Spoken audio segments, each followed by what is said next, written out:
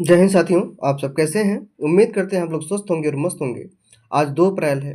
2 अप्रैल का हम current affair लेकर के आए हैं, जिसमें कुल 15 क्वेश्चंस होंगे और 5 क्वेश्चन आपके स्टैटिक जीके के होंगे।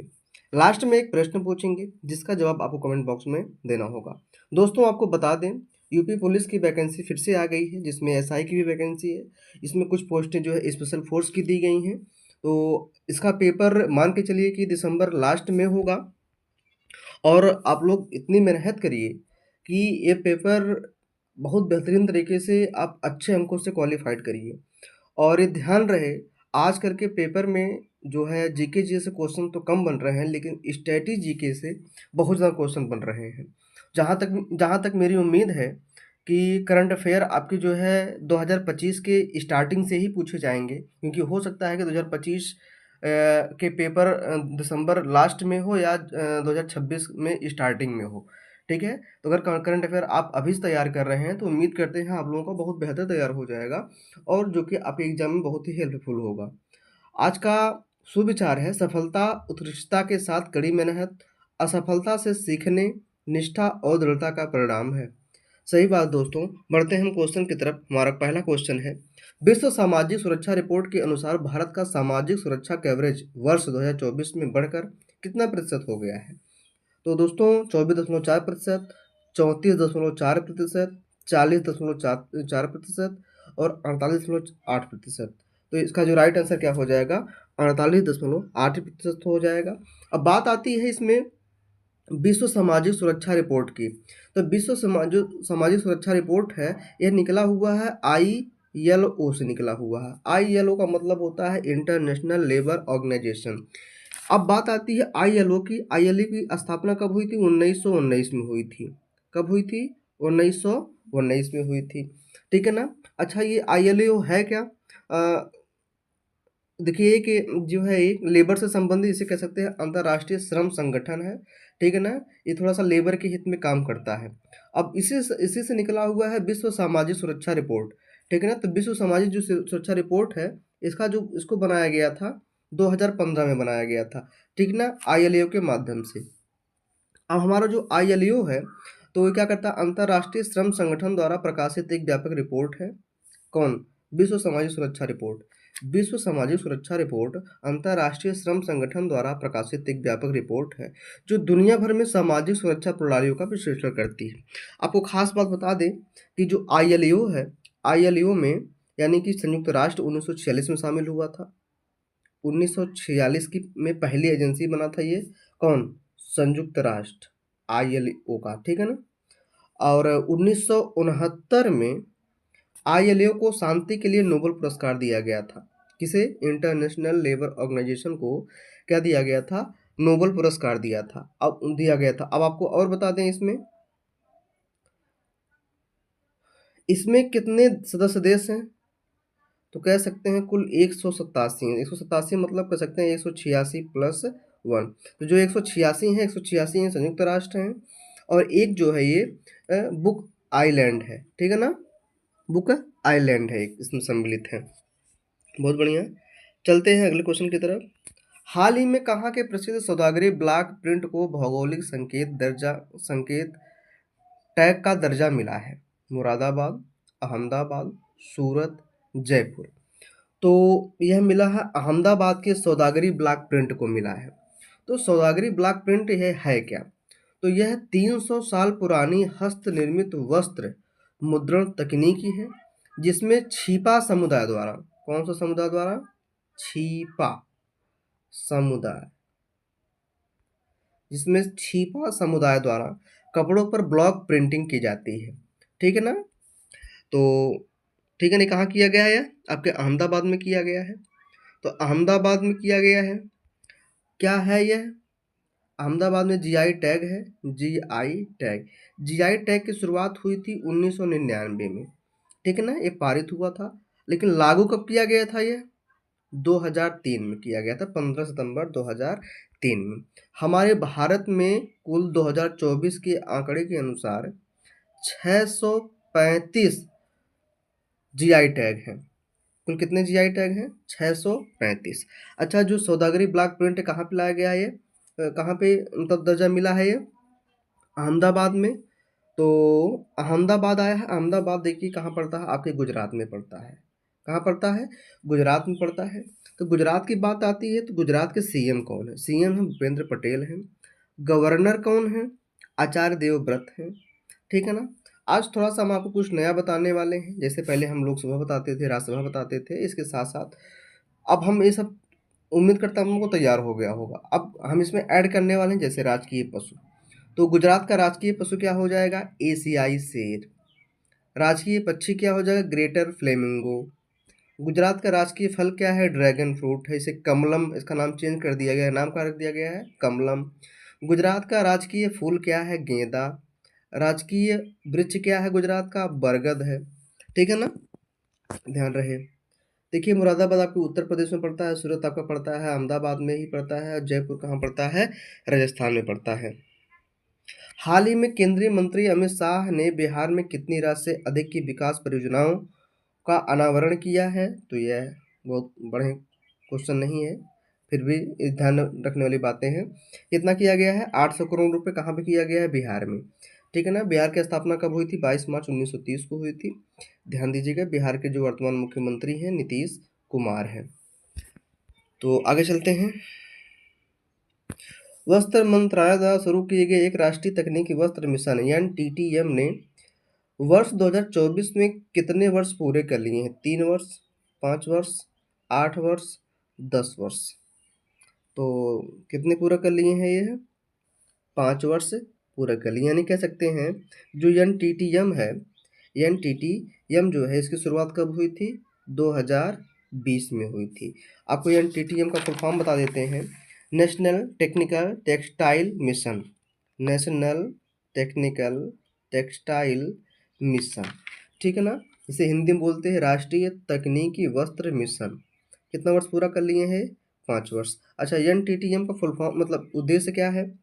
भारत को तकनीकी वस्त्रों में वैश्विक नेता बनाना है, और जो अनुसंधान, बाजार विकास, निर्यात और कौशल विकास पर केंद्रित है। ठीक है ना? इन बातों को ध्यान दीजिएगा। आगे चलते हैं। अगला अगला हमारा क्वेश्चन है, हाल ही में किस राज्य में सरहुल महोत्सव मनाया गया है? इसको भैया आप स्टार बना लीजिए। स्टार, एक मिनट, इसको स्टार बना लीजिए। बहुत ही इंपॉर्टेंट क्वेश्चन है ये, कई बार पेपर में पूछा गया है। सरहुल महोत्सव कहाँ मनाया गया है? तो सरहुल महोत्सव, पहले बात जानने वाली बात है, सरहुल कहाँ का महोत्सव है? यह मिजोरम का है कि मेघालय का है, झारखंड है, नेपाल है? तो कहाँ का है ये? झारखंड का यह प्रमुख उत्सव है। ठीक है ना? तो कहाँ मनाया गया है? ये झारखंड में मनाया गया है। दोस्तों बता दें, झारखंड की बात आती है, झारखंड की राजधानी क्या है? रांची है। इसकी स्थापना हुई थी 15 नवंबर को, हुई थी सन 2000 को। ठीक है ना? बिरसा मुंडा के जन्मदिन पर। वहाँ पे बिरसा मुंडा एक जनजाति थी, उनके जन्मदिन पर इस राज्य का गठन हुआ था, बिहार से अलग हुआ था 15 नवंबर सन 2000 को। अब बात आती है झारखंड के सीएम की।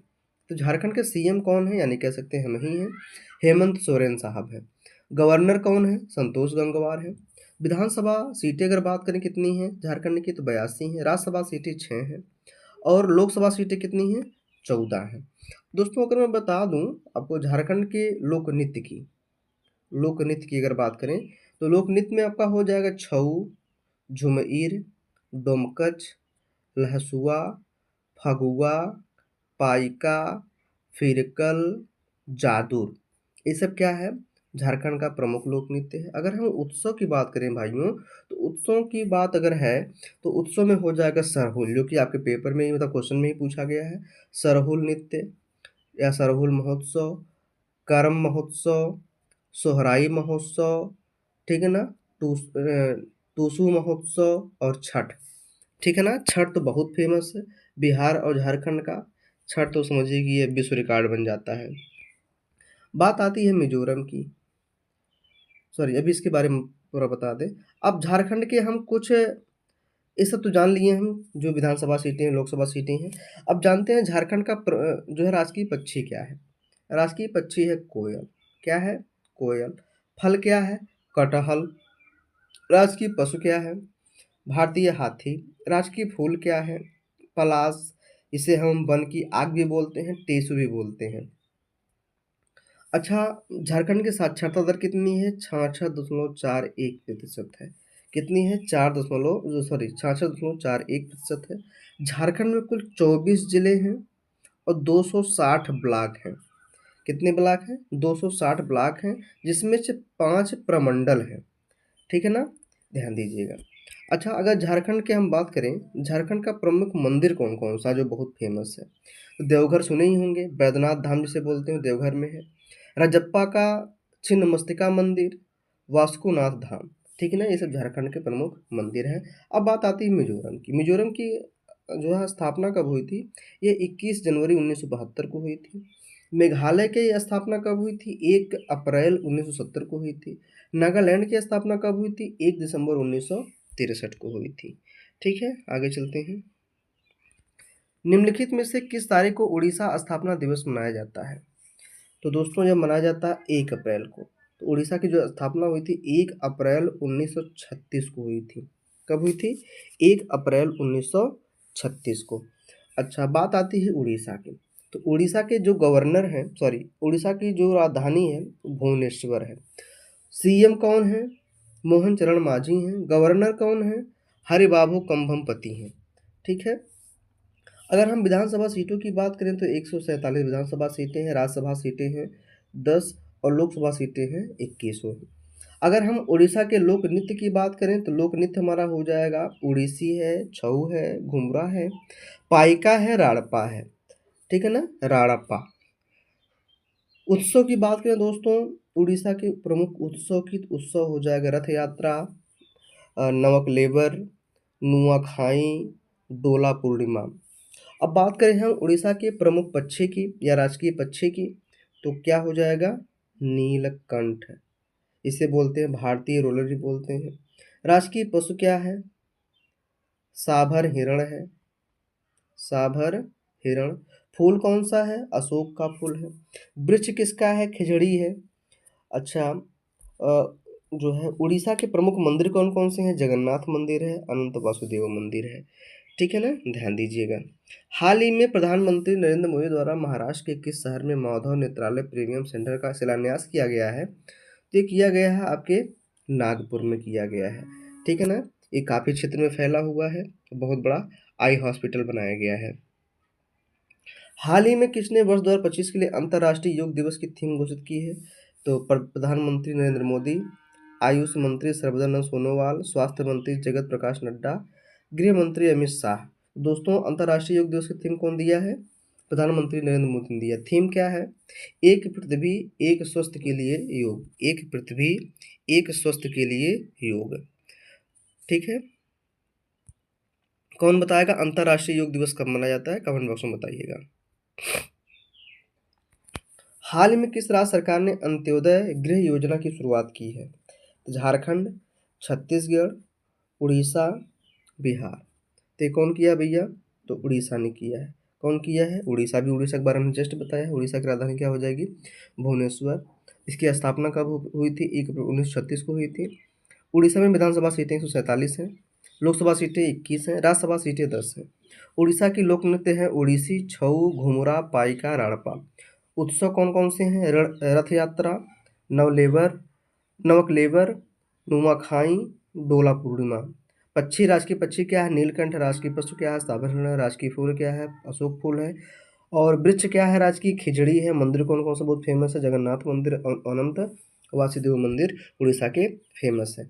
हमारे अन्य ऑप्शन भी हैं। झारखंड, झारखंड की राजधानी रांची है। इसकी स्थापना हुई थी 15 नवंबर सन 2000 को हुई थी। मध्य प्रदेश से अलग हुआ था छत्तीसगढ़। इसकी स्थापना हुई थी 1 नवंबर सन 2000 को हुई थी। ठीक है ना? छत्तीसगढ़ की राजधानी क्या है? रायपुर। बिहार की स्थापना हुई थी 22 मार्च 1912 को हुई थी और इसकी राजधानी है पाटना। सॉरी। हाल ही में तेलंगाना ने जल विद्युत परियोजनाओं के लिए हिमाचल प्रदेश का समझौता ज्ञापन पर हस्ताक्षर किया है। तो इसे जो समझौता ज्ञापन होता है उसे बोलते हैं OMU हस्ताक्षर। ठीक है ना? तो दो, हाँ, 2 जल विद्युत परियोजनाओं पर हस्ताक्षर हुआ है। तो पहली जो जल विद्युत परियोजना है उसका नाम है मियार। मियार। मियार के लिए जो हुआ है समझौता 120 मेगावाट के लिए हुआ है। और दूसरा है सैली। सैली तो 400 400 मेगावाट के लिए हस्ताक्षर हुआ है तेलंगाना में और हिमाचल प्रदेश में। ठीक है ना। बात आती है तेलंगाना की। तेलंगाना की राजधानी क्या है? हैदराबाद है। इसकी स्थापना हुई थी 2 जून सन 2014 को हुई थी। यहाँ के जो सीएम है रेवंत रेड्डी हैं। गवर्नर कौन है? जिष्णुदेव वर्मा है। लोकसभा सीटें की बात करें तो लोकसभा सीटें 17 हैं और विधानसभा सीटें 119 हैं और राज्यसभा सीटें कितनी हैं? 7 हैं। बात आती है यहीं पे हिमाचल प्रदेश की। हिमाचल प्रदेश की राजधानी क्या है? शिमला है। हिमाचल प्रदेश की स्थापना कब हुई थी? 25 जनवरी 1971 को हुई थी। ठीक है ना। यह 18वां राज्य बना था। अच्छा, यहाँ के सीएम कौन है? सुखविंदर सिंह सुक्खू हैं। गवर्नर कौन है? शिव प्रताप शुक्ला हैं। अगर हम बात करें विधानसभा सीटों की, तो विधानसभा सीटें कितनी हैं? 68 हैं। राज्यसभा सीटें 4 हैं और राज्यसभा सीटें 3 हैं और लोकसभा सीटें 4 हैं। बहुत बढ़िया, आगे चलते हैं। हाल ही में किस तारीख को अंतर्राष्ट्रीय शून्य अपशिष्ट दिवस मनाया गया है? तो मनाया गया है यह है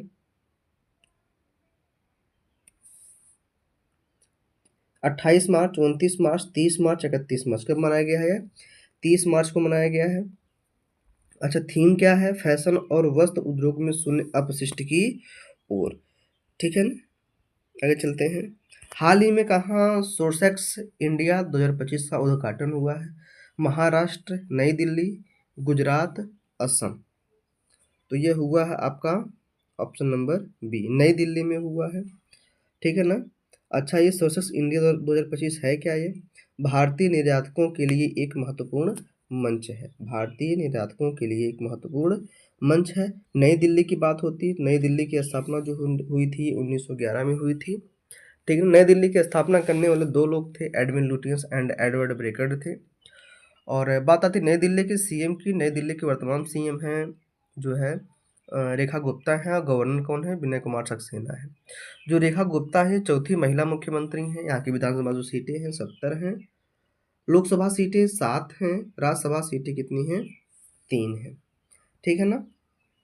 अच्छा, महाराष्ट्र आया। महाराष्ट्र की राजधानी क्या है? मुंबई है। इसकी स्थापना हुई थी 1 मई 1960 को। गुजरात की स्थापना कब हुई थी? इसकी भी 1 मई 1960 को हुई थी। गुजरात की राजधानी है गांधीनगर। असम की राजधानी जो है डिब्रूगढ़ है। ठीक है ना।